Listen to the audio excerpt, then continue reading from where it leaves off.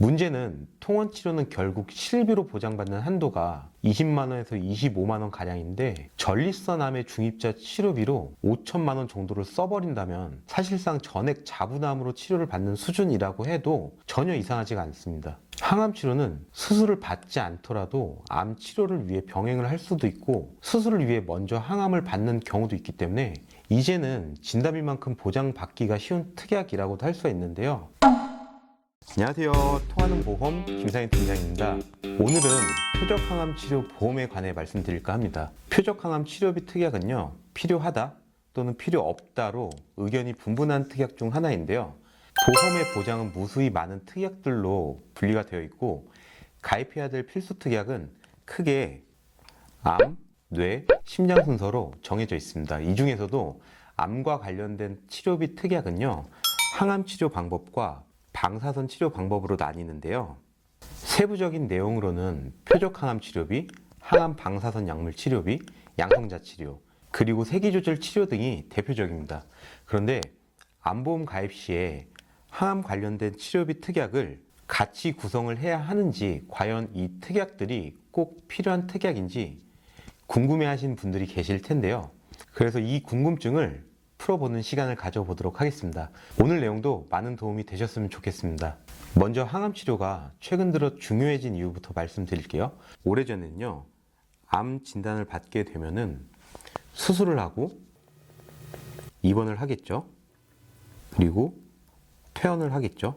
이 순서대로 치료가 이루어졌다면은 최근에는 암 진단 이후에 항암 치료를 먼저 받는 경우도 있고 암 크기의 경과를 지켜본 뒤에 수술을 할지 혹은 방사선 치료를 받을지 결정을 할 수도 있습니다. 즉, 수술을 받지 않더라도 항암이나 방사선 치료가 가능해졌다는 건데요. 수술 중심에서 항암 중심으로 또는 입원 중심에서 통원 중심으로 넘어온 게 현재의 치료 방법의 변화라고도 볼 수 있고요. 이 중심에 있는 표적 치료와 항암 치료는 어떻게 세대를 거듭했는지도 확인을 해볼 필요가 있는데요. 항암제는 대표적으로 1세대, 그리고 2세대, 지금의 3세대로 나눠집니다. 크게 1세대는 화학항암 치료라고 하고요. 2세대는 표적항암 치료, 지금의 3세대를 면역항암 치료 방법이라고 합니다. 3세대 면역항암 치료가 바로 카티라고 말하는 카티항암 치료 방법인데요.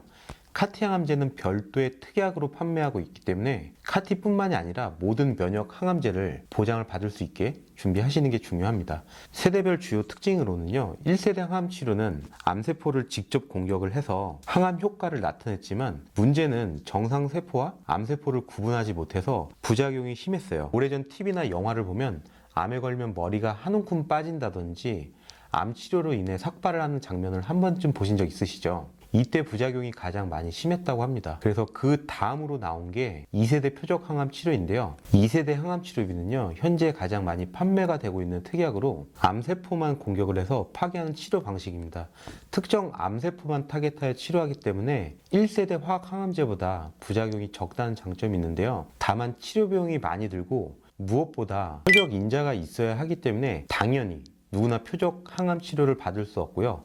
식품의약품안전처라는 곳에서 허가된 범위 내로 사용한 경우나 건강보험심사평가원의 승인한 요법 등으로 사용한 경우에 한해서 보장하는 특정 조건이 있습니다. 마지막으로 3세대 면역항암 치료제는요, 말 그대로 우리 몸의 면역력을 끌어올려서 암세포를 파괴하는 치료제입니다. 암세포들이 스스로 여러 단백질을 만들어서 우리 몸에서 더 이상 면역 반응이 일어나지 못하게 막는 방법인데요. 1세대와 2세대에 비해서 부작용이 현저히 줄어들었지만 마찬가지로 비용의 문제가 발생될 수도 있습니다. 자, 여기까지가 각 세대별 항암 치료비의 간략적인 내용인데요. 다음으로 표적 항암 치료 보험을 선택을 할 때 비교를 해 보셔야 할 사항이 한 가지 더 남아 있습니다. 세포 독성, 표적 항암, 면역 항암 치료가 대표적인 항암 치료 방법이라면은 방사선을 이용한 치료 방법으로는 세기조절 방사선, 양성자, 중입자 치료 방법, 이렇게 세 가지가 대표적인 방사선 치료 방법인데요. 방사선 치료비를 같이 추천드리는 이유는요, 비용의 문제가 발생될 수 있다는 점 때문입니다. 진단비는 나이가 들수록 보험료도 같이 올라갑니다.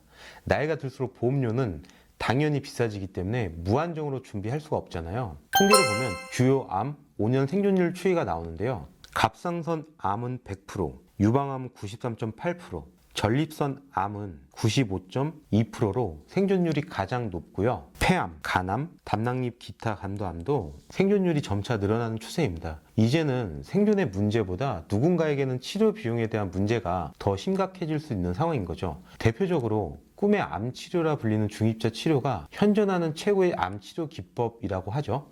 치료하는데 1회당 15분에서 20분 가량 짧고 통원만으로 이제는 암 치료가 가능해졌는데요. 문제는 통원 치료는 결국 실비로 보장받는 한도가 20만 원에서 25만 원 가량인데 전립선 암의 중입자 치료비로 5천만 원 정도를 써버린다면 사실상 전액 자부담으로 치료를 받는 수준이라고 해도 전혀 이상하지가 않습니다. 항암 치료는 수술을 받지 않더라도 암 치료를 위해 병행을 할 수도 있고 수술을 위해 먼저 항암을 받는 경우도 있기 때문에 이제는 진단비만큼 보장받기가 쉬운 특약이라고도 할 수가 있는데요. 보험을 가입하는 이유는 내가 필요할 때 내 주머니에서 얼마가 들어오는지가 가장 중요하잖아요. 그래서 어떤 특약이 나한테 도움이 될지 지금까지 말씀드린 내용으로 설계안을 살펴보도록 하겠습니다. 84년생이고요.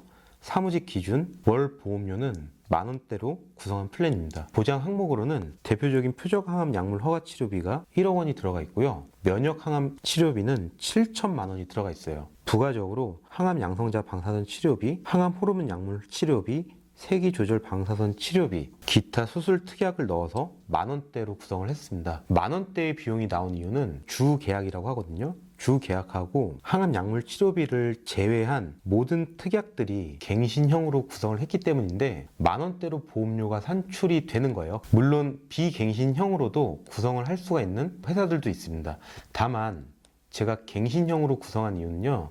이 설계안이 제 나이 40대 기준으로 설계를 한 플랜이기 때문인데 저는 이 특약들을 90세까지 유지하지는 않을 겁니다. 우선 10년 뒤에 이 금액이 얼마나 오를지 사실 알 수는 없습니다. 만약에 지금의 만원이 10만 원이 넘게 오른다면 유지는 당연히 못하겠죠. 그런데 1억 원의 보장 금액을 10년 동안 5천 원대로 구성을 할 수가 있고요. 면역 항암 치료비 7천만 원의 보장 금액은 5년 동안 800원대로 유지를 할 수가 있습니다. 물론 이 특약이 있다고 해서 무조건 가입 금액이 나오는 건 아닙니다. 하지만 경제 활동을 하는 60대까지는 유지를 하는 게 좋을 것 같아서 비교적 저렴한 갱신형으로 구성을 했고요. 40대부터 60대까지 20년이라는 이 구간에 이 시기는 대부분 가장들이 경제적 지원을 가족들에게 해주는 시기이기 때문에 치료비가 없어서 중도의 치료를 포기하면 안 된다는 생각이 들어서 최대한 가성비 있게 준비한 플랜입니다.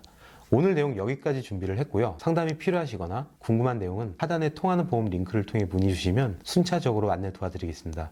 다음 영상도 더 좋은 내용으로 찾아뵙도록 하겠습니다. 끝까지 시청해주셔서 감사합니다. 본 광고는 광고심의 기준을 준수하였으며 유효기간은 심의 1로부터 1년입니다.